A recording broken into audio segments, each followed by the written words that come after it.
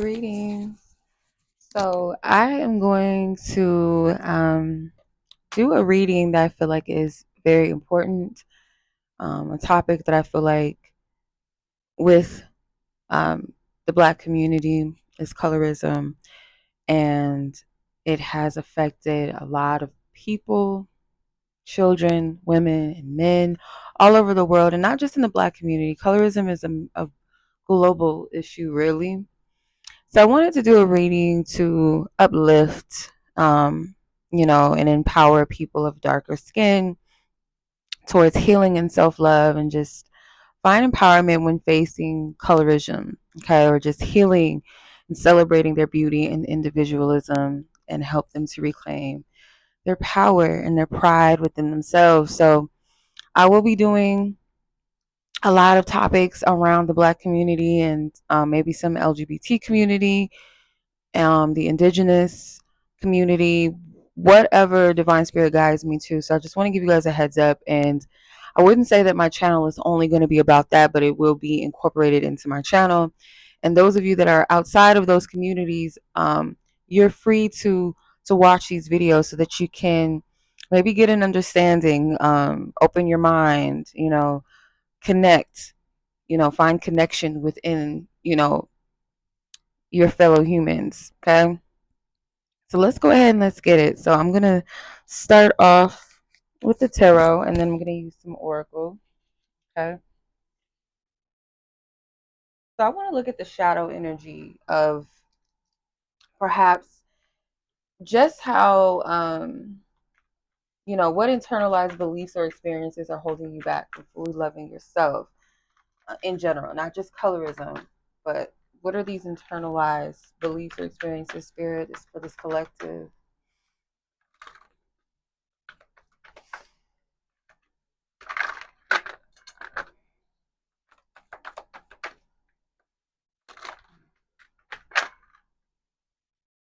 Swords may feel unprotected, a sense of defeat, beaten down by word curses.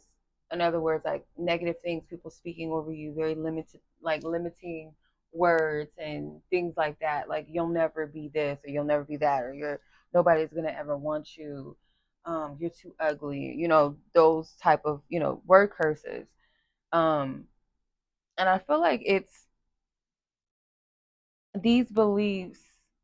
These are holding you back from fully loving yourself. It's almost like um a person that's like, well, dang, I'm already down and you're still kicking me, like I'm already dead and you're still stabbing at me, like what's going on? It's kind of like that. It's like I'm already broken enough, and then here this goes here, it's kind of like that. Um, yeah. See.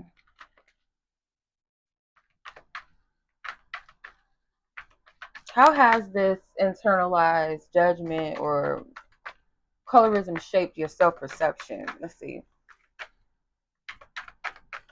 These external judgments and colorism, how have they shaped this group's self perception? Two of Pentacles. You have a hard time making decisions sometimes. It could be um you I feel like you play small. It's like these external judgments or colorism, it may make you feel like um how do I explain this? Like, well, no, I shouldn't, get into the beauty content because it's already hard enough for Black women to um get the proper advertisement or proper engagement or exposure. And on top of that, not just that, but the racism. So add that times 10 with someone that's of a darker shade, then you'll have hate not only from your own community but potentially other people. And if it's not like, if you're East Indian and you're of a very darker hue, it's like, well, I can never be a part of, I don't know, let's say the film industry or acting because they typically cast lighter or fair skinned East Indian women, and whatever the case may be, it's like your decisions, like your investments, things that you want to embrace or go towards, you might be fickle about that. You might go back and forth. You juggle between this, like it causes you not to be fully stern and stable in what it is that you want or what you want to do.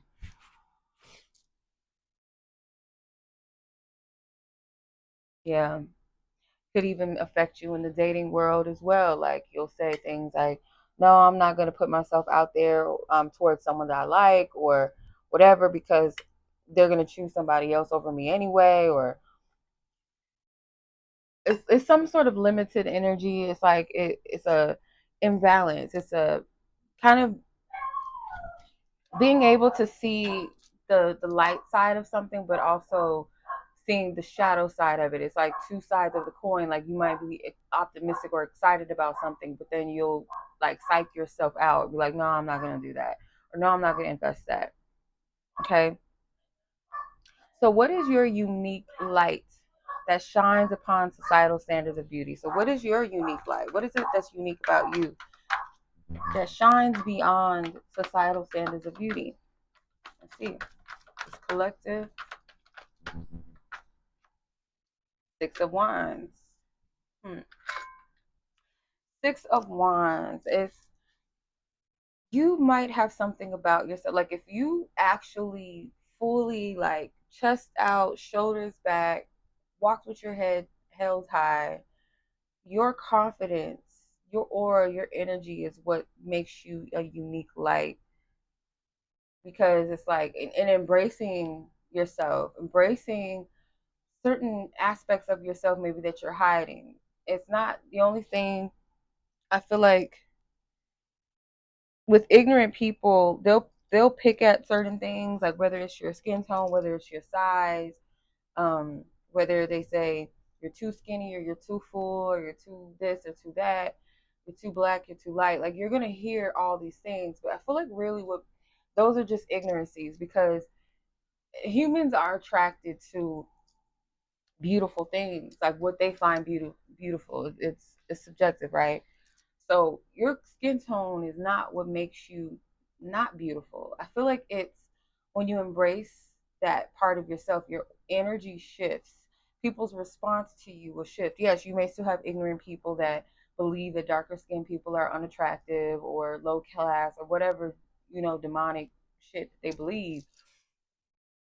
But there's people around the world that completely reverence and adore and envy these beautiful skin tones all around the world. And I feel when you embrace your beauty, like when you look at different cultures of women, um, they don't look like everybody in Western society. They're not dressing like them. They're not wearing Fashion Nova and lace fronts and um, getting plastic surgery and no shame, but they're not doing this the Western society norms. They have their own customs, they have their own jewelry, their own piercings and hair colors that are trendy where they are, where it's a traditional beauty standard. And I feel like when you find that unique thing that is your beauty standard for you, it's going to radiate and it's going to be very attractive. Okay. Something about your hair as well, like you doing something significant or different with your hair, something unique, maybe adorning your hair. I'm seeing like an afro with like adornments in it, like flowers or something in it, like little butterfly clips, something like unique and stand out. So let's get a message from your ancestors as well. So we're going to ask, what wisdom or strength can you draw from your ancestors to embrace your heritage and your beauty? Okay. So for this collective, what wisdom or strength can they draw from their ancestors to embrace their heritage and their beauty?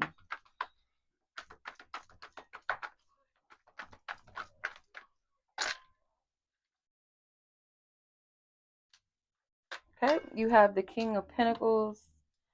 So you may have a close relationship with male figures in your life. You may really look up to them. Um, and it could be the opposite where you experience more colorism or hate from other men if you're a woman. And I feel like this male ancestor, they want you to draw your wisdom and strength from knowing your value and your worth. Your ancestors come from a very rich culture and heritage. They want you to invest in yourself. They don't want you to focus too much on your physical beauty. They want you to start from the inside out, because that's what healing is. It starts within the self first. It's not about like going out. You can do certain things externally that will make you feel good, but that's only for the time being. You got to do the inside work first. And I feel like this ancestor is encouraging you to really um, kind of reshine your pentacle, like, if you will, to like look at the richness, the value of you. Your pentacle is what makes you you, your character, where you've come from. And if it's hard for you to pin back like those traditions and those heritages, and maybe you're not too fond of your family and you guys got like your own issues,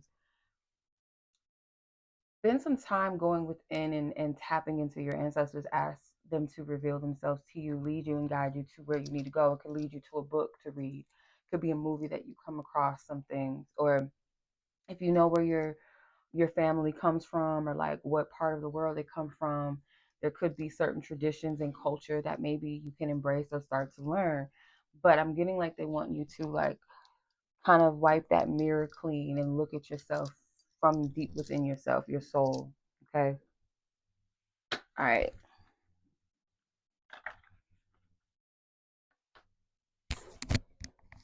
This microphone is like moving around too much. So, what aspects of your physical or inner beauty deserve celebration right now? Let's see. I'm asked about both. So, let's see like what part of your physical beauty deserves celebration right now. Or wands, which is a celebration card. How funny. Anywho, what aspects of your inner beauty deserve celebration right now? Three of Pentacles. Okay. So, your inner beauty, I feel like it is the aspect of your physical beauty. Maybe it is your booty. Hey. What aspect of your physical beauty deserves your celebration right now? I feel like your ability maybe to celebrate others. Like, I feel like it's easy for you to celebrate other beautiful people around you, or, compliment other people in their beauty, admire their beauty in a way that's not like envious or jealous. It's like, oh, they're so pretty, or they have a nice body. Oh, look at her style, her fashion. And I feel like it's people that might look kind of similar to you, or maybe, of the same, if not same skin tone, then maybe like body type or size, or has a similar style to you or something like that. And it's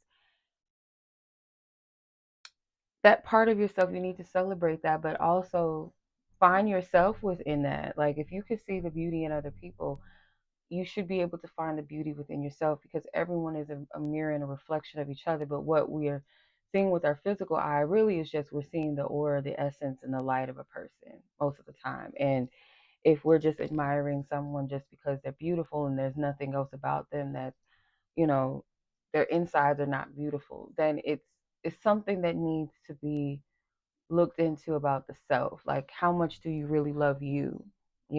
Sit with that. So, what aspect of your inner beauty deserves celebration right now? Again, it's like something about you being able to be like a team player, you being able to be about community, and um, I feel like wanting to be a part and connect with others. I feel wanting to build with others is something beautiful about you to celebrate.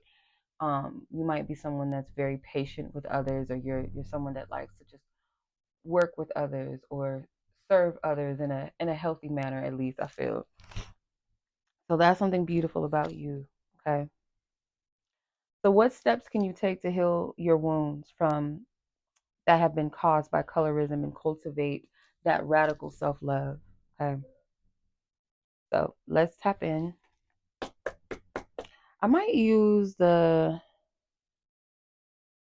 goddess rising. I forgot about those. I'm gonna pull those out in a second. But let's see, what steps can this collective take to heal from wounds caused by colorism and cultivate a more radical self-love, like unapologetically. Divine source God, thank you.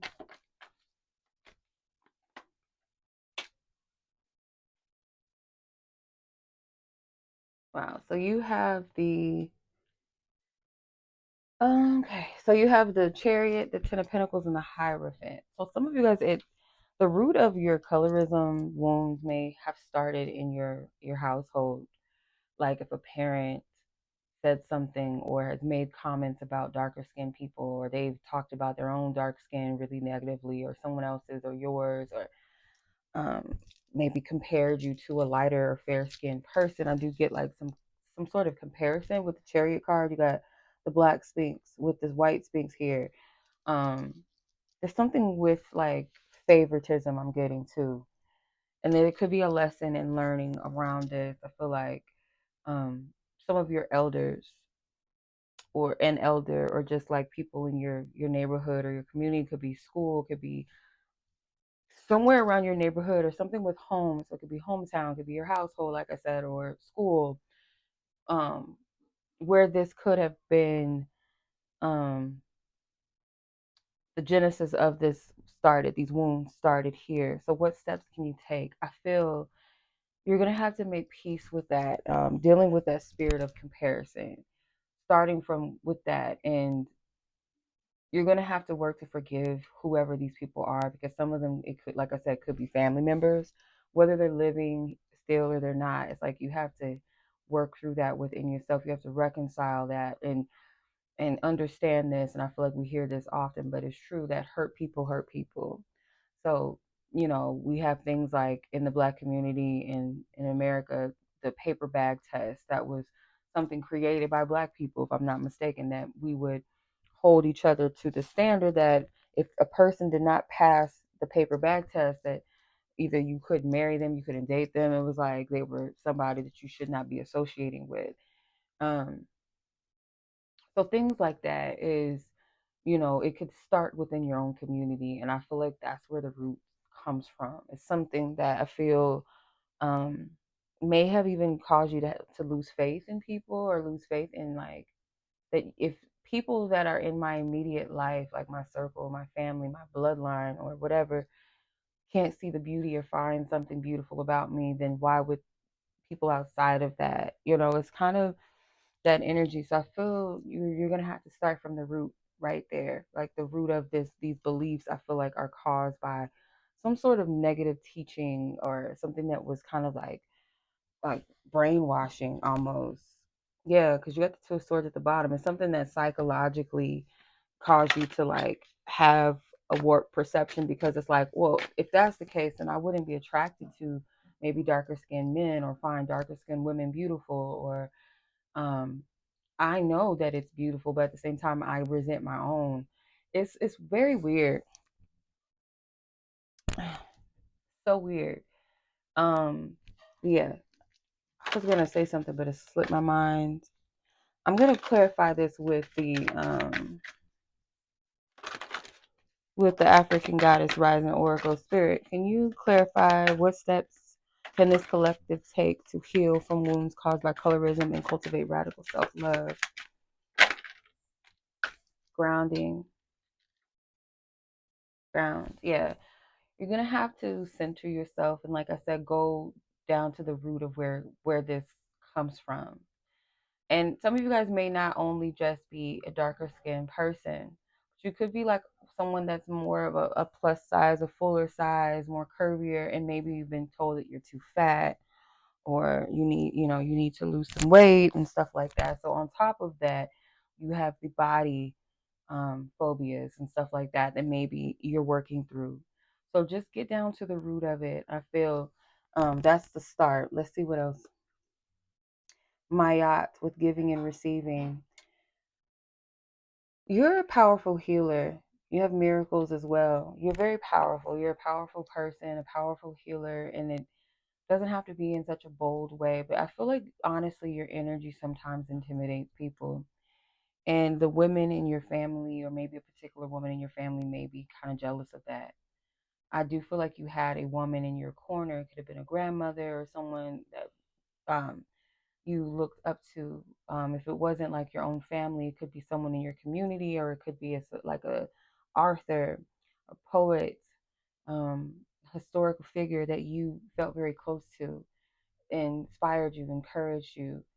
And I feel when it comes to the energy that you give and what you receive, it's not fair. It's not a fair exchange. And I feel like you have to discern like who's worth giving your time and your energy to.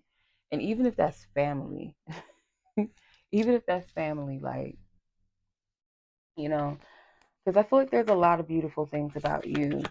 You know, some of you guys like take pictures out in the sunlight, let the sun hit your skin and like look at the glow, look at the radiance that comes from your like celebrate this.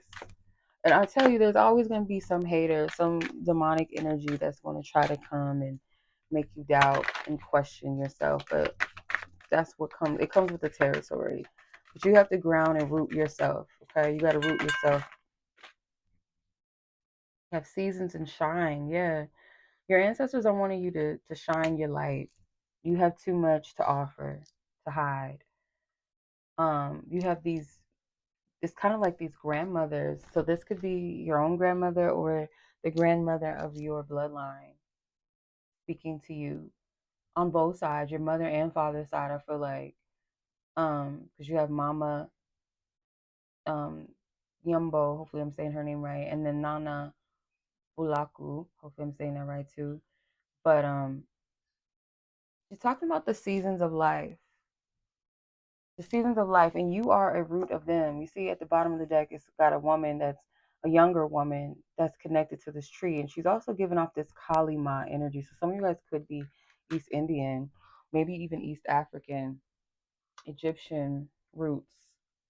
Was getting a lot of Creole roots as well too from this energy from these readings. The Gullah tribe people, I was getting that as well. But you could be a Capricorn, a Taurus, you could be an Aries as well. Something with your Saturn. Yeah, your ancestors may, if you do ancestral work, one of your ancestors is asking for coconuts.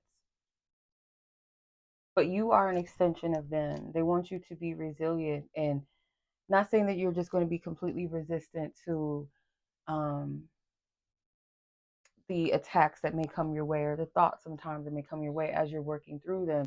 Don't shy away from them if they come up because when you're healing, it's almost like you got to think about when you're vomiting, your body is trying to release a toxin. So it doesn't feel good when it comes up, but that's a part of releasing and healing. When purging is that some of the things that we're aiming to heal and release, like they're going to come up. So it's not to stuff it back down, be like, oh, I don't want to deal with that. Oh, that's negative. Let me not do that.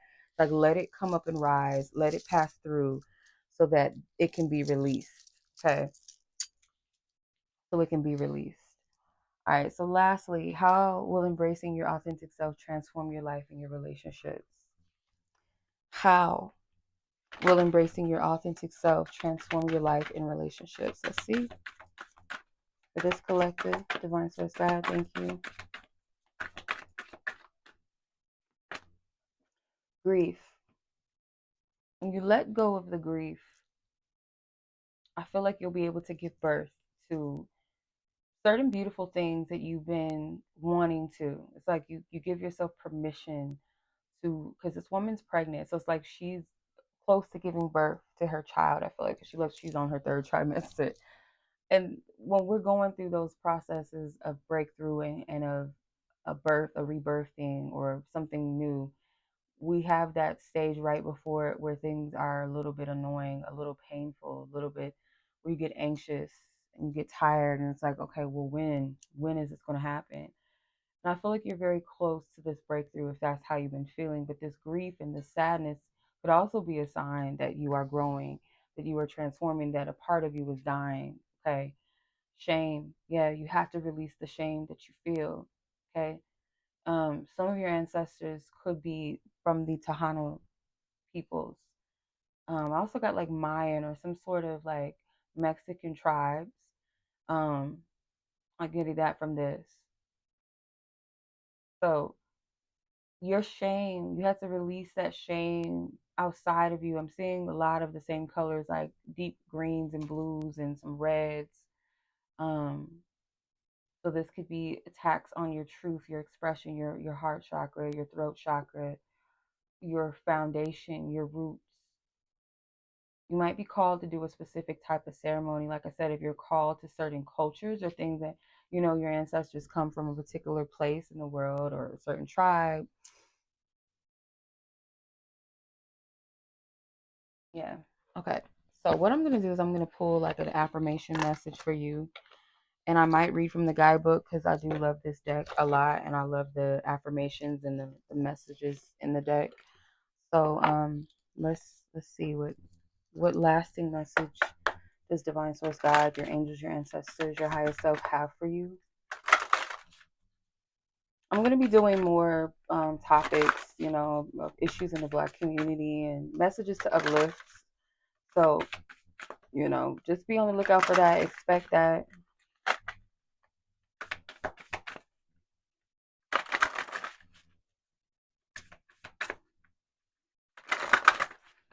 And I feel like it's needed at this time. So, thank you, God, for your divine wisdom and insight.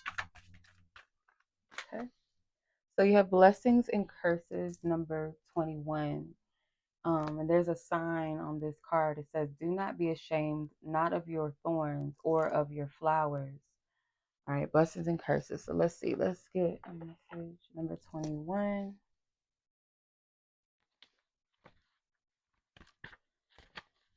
Okay. So the keywords of this card, it says duality, psyche, self-acceptance, and beauty. Wow. The affirmation is, I accept all parts of myself. I am divine and whole. Yeah, y'all gonna have to say this, or you can kind of flip it and make it your own, but I feel like this is perfect. I accept all parts of myself. I am divine and whole.